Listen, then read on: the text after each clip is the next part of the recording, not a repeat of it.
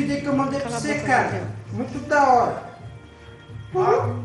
Nossa, mano, que merda é essa? Tá faltando criatividade, pô. Nossa, Pô, mano, calma aí, eu esqueci o texto. nossa, que... Não, usa a cabeça. Creio que você deve ter ideias melhores. Não, tá muito bom. Ô, velho, qual que é aí, mano? O vídeo mó legal, mano. Se inscreve lá, Mó legal. Não manda as coisas pra mim. Não é que eu errei isso. Ô, mano, você tá esquecendo o texto mais do que eu aí, tio. Você tá com as mensagens aí, mano. Então faz o seguinte. Não manda coisa pra mim ver. Se não quer opinião, grava um vídeo só pra Te amo, você. mãe. Qual que é aí, tio, a história aí? Eu esqueci o texto. Eu tô lendo. Ah, mano. Vai se pôr. Qual que é isso aí, ó? Não, calma aí, eu esqueci o texto também aí, mano. Pô, dá é mó ruim aí. Não tô entendendo mais nada.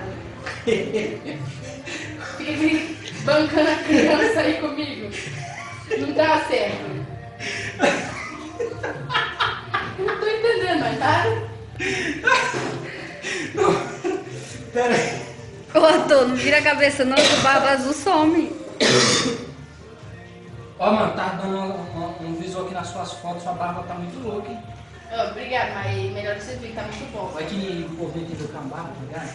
O Barba Azul? É uma barba azul, velho. Pô, tem mais um cara ali entrando no vídeo aqui de enxerido, tá ligado?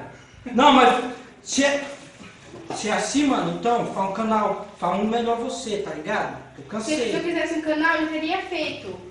Agora você não quer minhas opiniões, então não manda essas bostas, esses vídeos bosta pra mim. Eu posso jogar a cadeira dele? Se você não entendeu, a droga do canal é Redação, se inscreve lá, hein? Se você não entendeu, o canal é pra postar isso mesmo, tá ligado?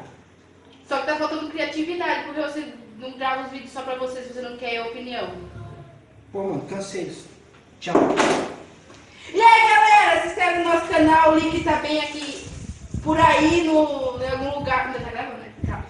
Por aí, em algum lugar, se inscreve, deixa seu like aí. E é isso aí. Falou.